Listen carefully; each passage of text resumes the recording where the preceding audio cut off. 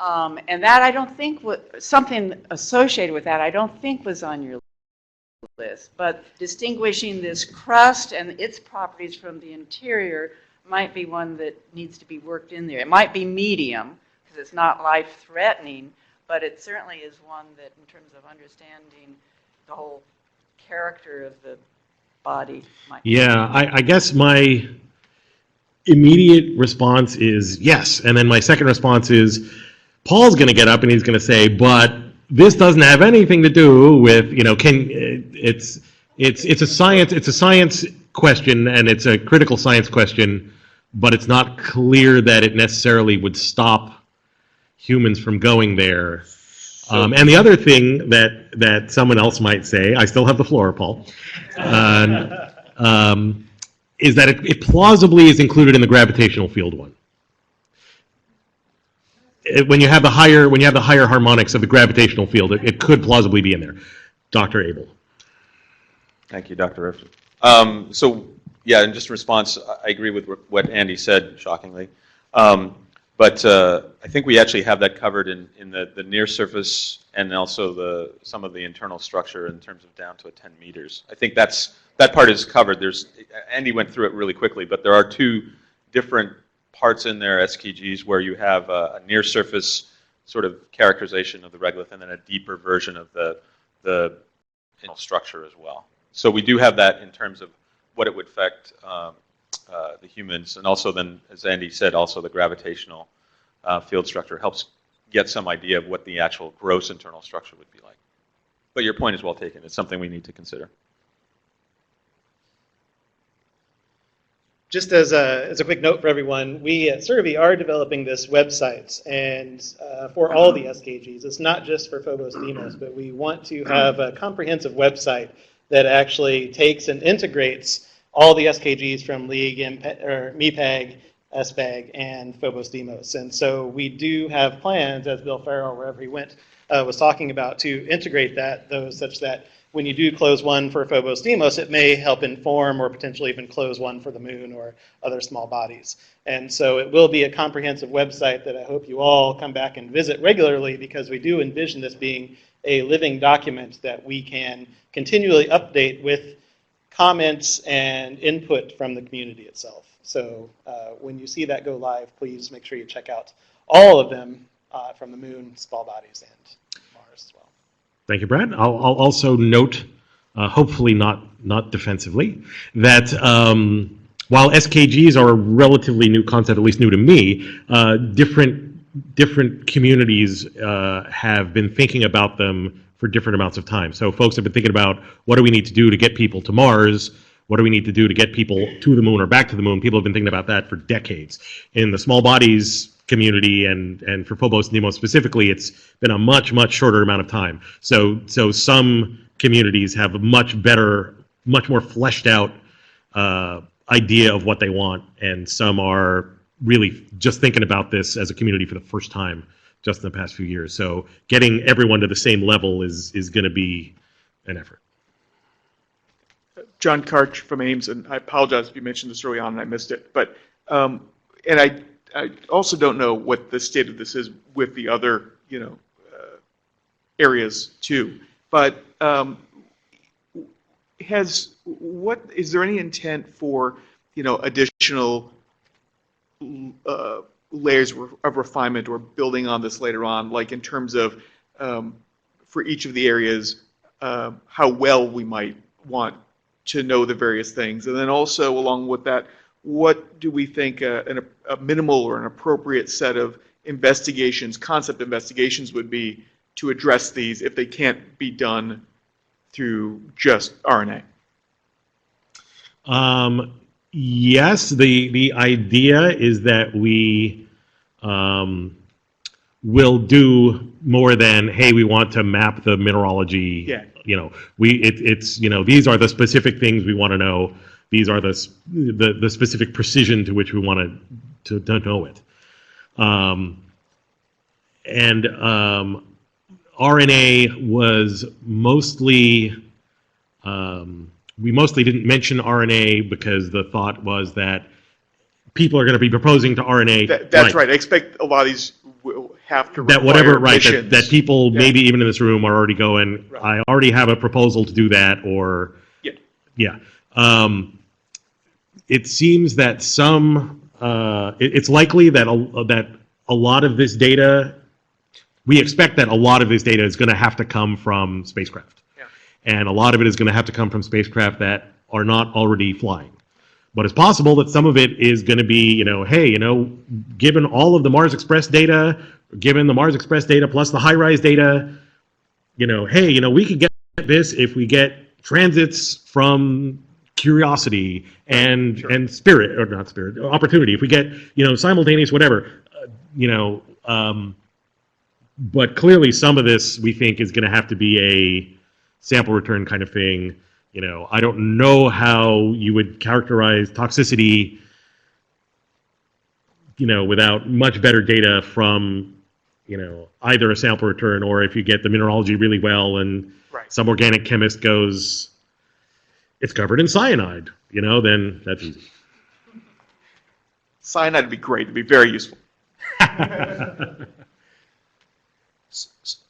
So I just have a quick comment on this. I joined the SKG effort just a couple months ago, and to me it struck me that what's really important is that we realize that defining these SKGs is going to be an iterative process, right? So we establish what the SKGs are sort of at some top level, and then we also have to get input from the human planning folks, human mission planning folks, to get down to real specifics about what exactly do they need to figure out regarding that SKG. So to take an example, we know that the gravity field needs to be understood much better at several harmonic degrees, but exactly to what degree do we have to know the gravity field?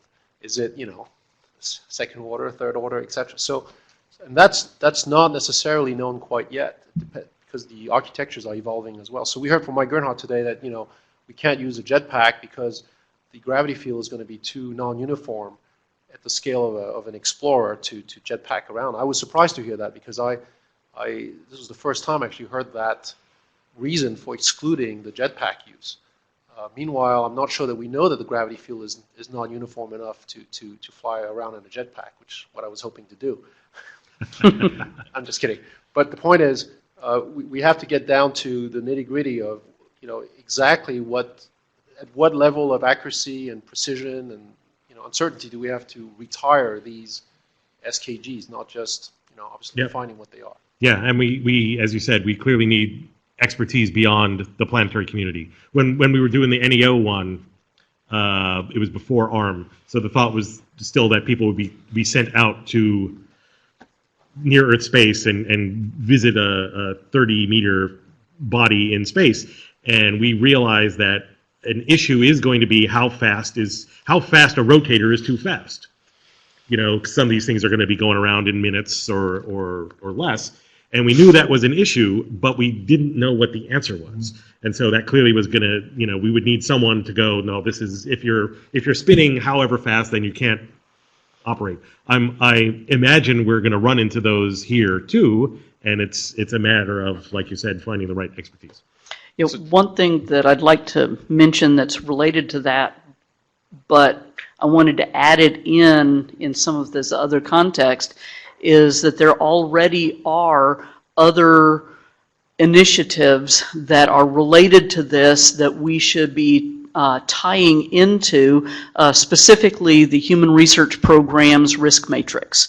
There's a lot of commonality between what they are proposing as needs and have funded programs planned to address that are common to the strategic knowledge gaps here. And so as we, as a community, look to not just what this community has, but the mission designers and the human health and performance researchers, and tie them together, that can allow us to identify not just the needs and not just the programs, but also the funding agents for accomplishing a lot of this work. So just to follow up on what Andy said, is one of the things, that's why, people like me are here from Johnson Space Center, sort of crossing over into those worlds where we have this recognizing the science, but also the human exploration consideration. So the things about rotation period, the things about the gravitational field that we will need for our proximity operations, those type of things, we are going to be the conduits to try and get into those communities to make sure that we get the right information. Hello, Mark Cohen, Astrotecture, and recovering NASA career civil servant. Two comments. First, I'll respond to yours. Having spent much of my career in life science and human factors, those budgets have been shrinking with respect to space steadily. And in fact, NSPIRES or NASPERS just published a notice that they can't publish this year's radiobiology appendix for lack of funding. So don't count on them. Second thing is a more general comment in response to what you said, that people in the space community are just starting to think about sending humans to Mars via Phobos and Deimos. I'm always astonished when I hear this comment in light of the fact that Arthur C. Clarke's first novel, Sands of Mars, published in 1951, was about going to Mars via Phobos and Deimos. There were transport bases on both moons with shuttle landers back and forth. And in 1953, he published an article in Holiday Magazine, So You Want to Go to Mars, in which he describes the journey as a travelogue, comparable to going to Acapulco, So how did so many people waste their childhoods? I don't get it.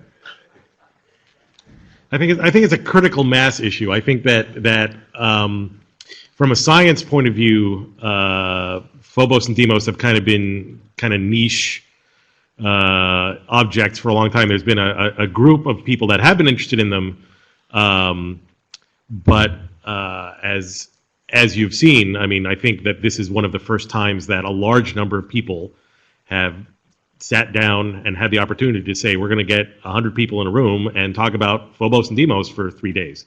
And so I think the idea has been there, but getting the right people the time and support to think about it seriously has taken a long time. Mark, I think the answer is Pokemon. Is what? It's Pokemon.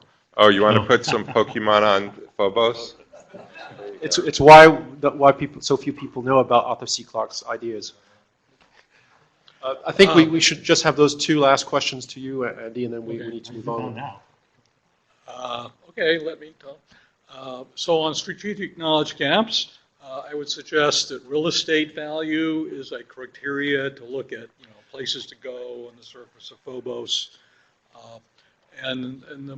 As a scientist, I might want to pick, like the deepest, darkest crater to look for good stuff, there. As a Martian teleoperator, I would probably want to go to the Mars subsolar point. And there are two interesting things about that. Of course, you can see Mars all the time. Secondly, Mars is 44 degrees across the sky at that point. And actually, it is a partial cosmic ray shield. So one can imagine, digging a crater there, and so you need to know the properties of the regolith in that area and so forth. So I'm just saying there are special places on Phobos, that would have, various kinds of scientific, operational, strategic value.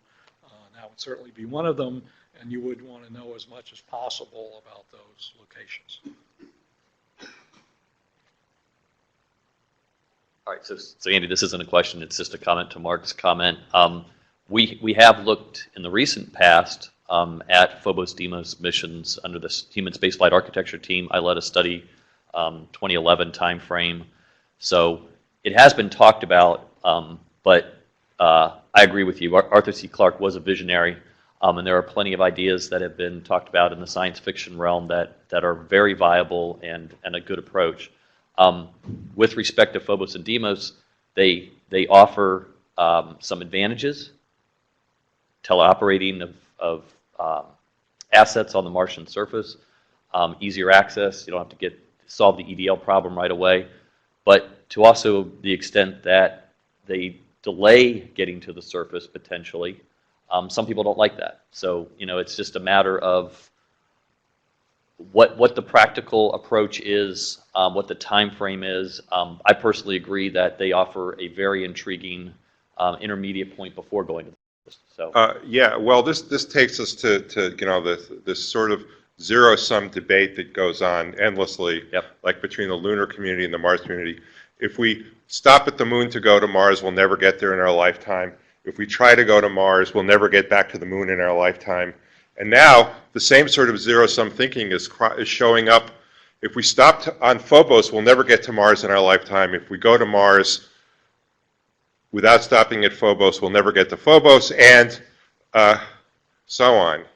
But the real question is, how can we use it to reduce risk, to reduce cost, and to make sure that the crew arrives alive and returns alive and in good health? That's the foundational question that all of these sorts of false zero-sum oppositions ignore. Okay, I think we're going to have to stop the SKG discussion there. And thank you very much, Andy. Thanks for a great discussion. And Ashton, if you could please bring that slide up. Mark,